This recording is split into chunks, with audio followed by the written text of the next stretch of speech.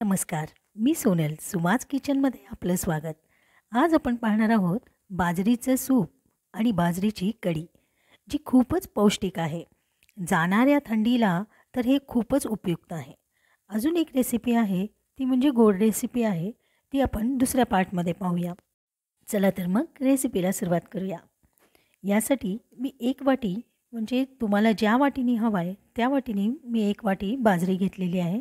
बाजरी स्वच्छ नीट करून पाकडून घेतलेली आहे. 1 वाटी घेतलेली बाजरी आपण बाउलमध्ये घ्यायची आहे आणि आता याला पॉलिश करून घ्यायचं आहे. पॉलिश करणे म्हणजे थोडंसं पाणी हातावरती घेऊन ते या सर्व बाजरीला लावून घ्यायचं आहे. याला सडवणे असे म्हणतात.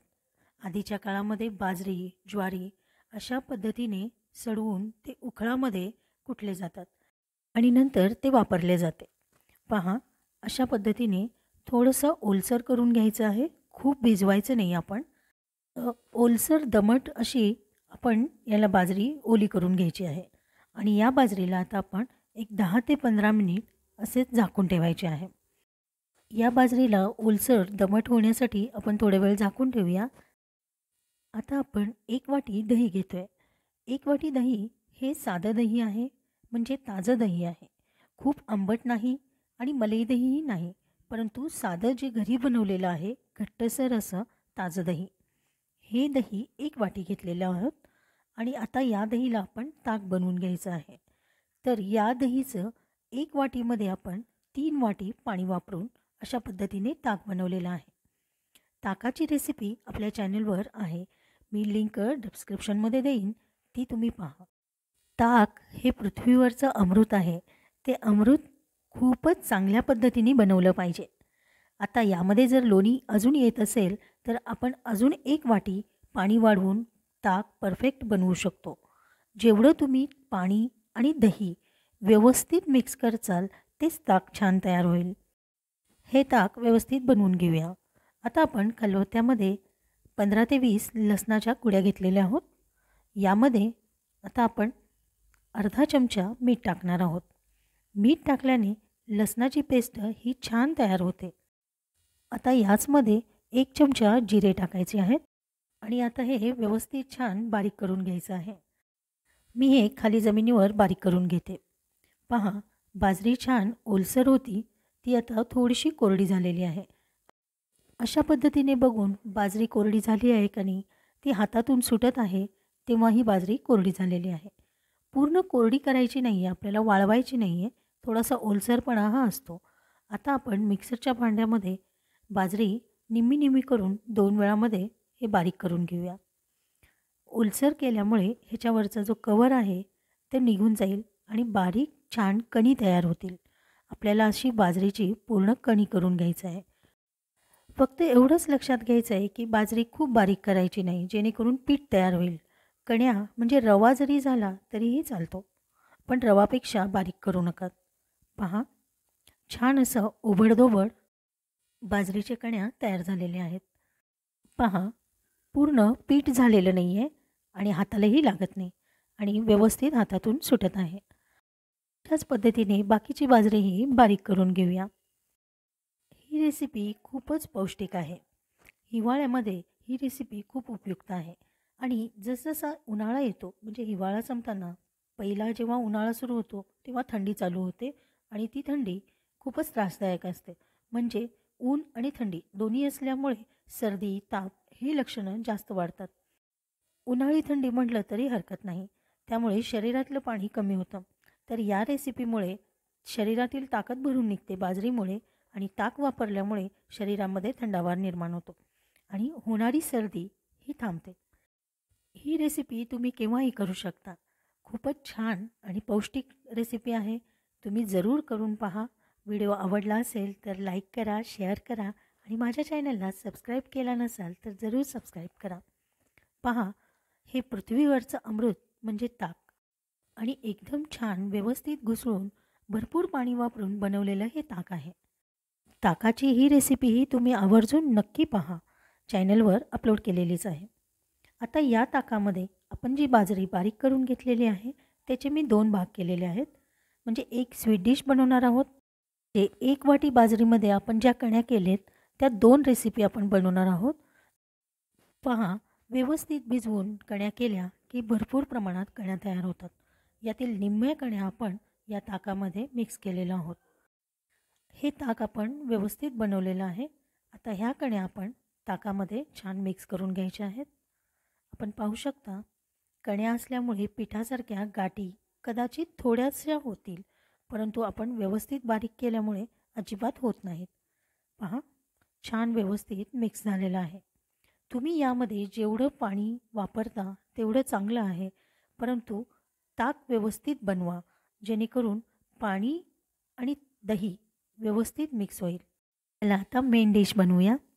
कढई तापवलेली आहे, त्यामध्ये 1 चमचा चांगलं गाईचं तूप मी टाकलेलं आहे आणि आपण जे लसूणची पेस्ट बनवून घेतलेले आहे, ओबडधोबड लसूण, जिरे आणि मीठ, ते आपण या तुपामध्ये टाकायचं आहे.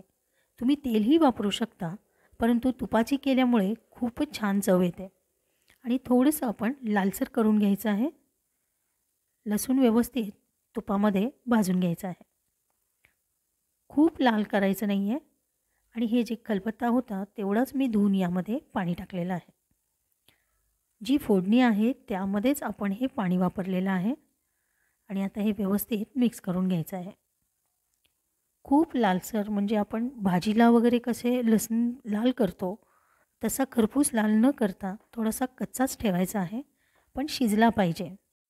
पहा, थोडंसं पाणी टाकल्यामुळे हे लसूण पूर्ण शिजत आहे आणि त्यामध्ये अशा पद्धतीने उकळी येत आहे. आता हे लसूण व्यवस्थित छान पाण्यामध्ये शिजलेलं आहे. अशा पद्धतीने फोडणी केल्यामुळे गॅस्ट्रो किंवा गॅसचं प्रमाण कमी होते आणि आपली प्रकृती एकदम छान राहते. ज्यांना पोटाचे विकार आहेत त्यांनी ही रेसिपी आवर्जून खावी. पहा, पाणी छान उकळत आहे आणि लसूणही छान शिजला गेला आहे.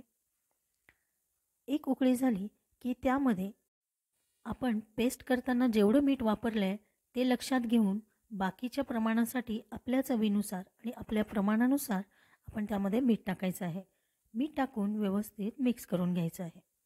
पहा, ताक जेव्हा आपण ताकामध्ये छान कण्या भिजलेल्या आहेत, एवढंच वेळ भिजवायचं आहे आपल्याला, खूप वेळ भिजवायचं नाही आहे. फोडणी करेपर्यंत भिजलं आहे तेवढंच भिजवायचं आहे. फोडणी छान उकळली की हे कण्यांचं ताक आपण त्यामध्ये ओतायचं आहे. पहा, खाली जाडसर राहिलेलं आहे तेही व्यवस्थित आपण मिक्स करून घ्यायचं आहे. यावेळेस गॅस मंद ठेवायचा आहे, जेणेकरून गाठी होणार नाहीत. आपण पाहू शकता, गॅस मंद करून आपण सर्व मिश्रण व्यवस्थित ओतून घ्यायचं आहे आणि आता थोडा वेळ पूर्ण ढवळून घ्यायचं आहे. आपण पाहू शकता, कुठेही गाठी झालेल्या नाही आहेत. पहा, गॅस एकदम बारीक ठेवलेला आहे. आपण पहिल्यांदा गाठी होऊ न देण्यासाठी गॅस थोडा वेळ बारीकच ठेवायचा आहे. आपण पाहू शकता आणि अशा पद्धतीने 5 मिनिट आपण ढवळून घ्यायचं आहे, जेणेकरून अजिबात गाठी होणार नाहीत. जसजसं हे पीठ शिजेल तसं थोड्याशा गाठी होण्याची शक्यता असतात, कारण पीठ घट्ट झालं की गाठी होतील. परंतु गाठी न होत देता आपण ते व्यवस्थित मिक्स करून घ्यायचं आहे. पहिले 2 ते 3 मिनिट अशा पद्धतीने व्यवस्थित मिक्स करून आपण गॅस बारीकच ठेवून बाकीचे कामं केले तरी चालेल. आणि त्यानंतर परत 1-2-3दा आधेमध्ये येऊन आपण असं या पद्धतीने मिक्स करून घ्यायचं आहे. पहा, खूपच छान अशी रेसिपी आहे, तुम्ही नक्की करून पहा. त्या पद्धतीने व्यवस्थित उकळून घ्यायचं आहे आणि यासाठी जाड बुडाचंच भांडं घ्यायचं आहे, जेणेकरून कढई, पातेले जे जाड असेल, जेणेकरून खाली चिटकणार नाही. आता यामध्ये मी 1 चमचा साखर टाकते आणि थोडासा गूळ टाकायचा आहे. हा गूळ टाकल्यामुळे खूपच फायदा होतो. तुम्ही स्वतः ही रेसिपी जेव्हा करचाल आणि रेसिपीचे तुम्हाला खाऊन झाल्यानंतर ज्या फायदा होतील तेव्हा तुम्हाला लक्षात येईल की ही रेसिपी किती छान आहे. तुम्हीही नक्की करून पहा. या रेसिपीचे पेज आपण लहान मुलांना जे आज चालत नाहीत, वर्षापर्यंत असतील, त्यांना 2 ते 3 चमचे जरी पाजलात तरीही खूप फायदा होतो. लहान बाळांना सारखं पोटफुगीचा त्रास असतो, तर तुम्ही हे सूप बिनधास्त 2 चमचे तुम्ही पाजवून पहा.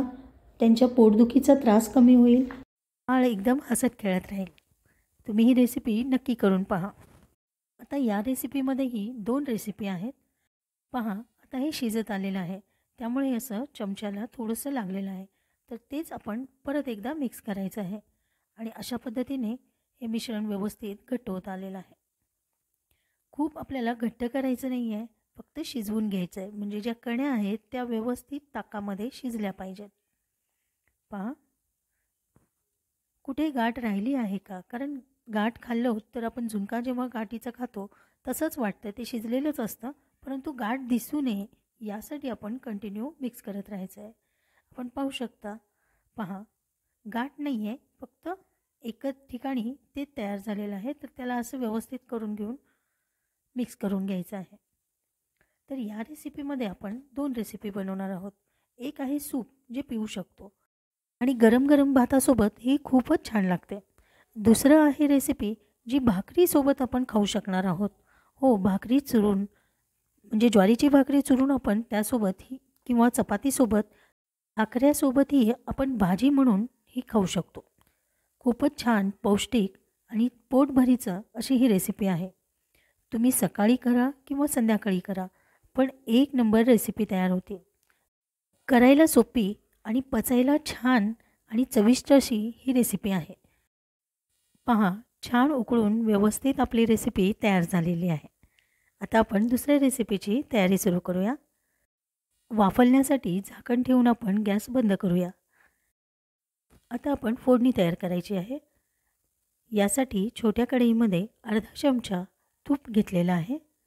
आता या तुपामध्ये आपण तुम्हाला जेवढी कढी हवी आहे तेवढ्या प्रमाणात त्या प्रमाणात मिरच्या घ्यायच्या आहेत.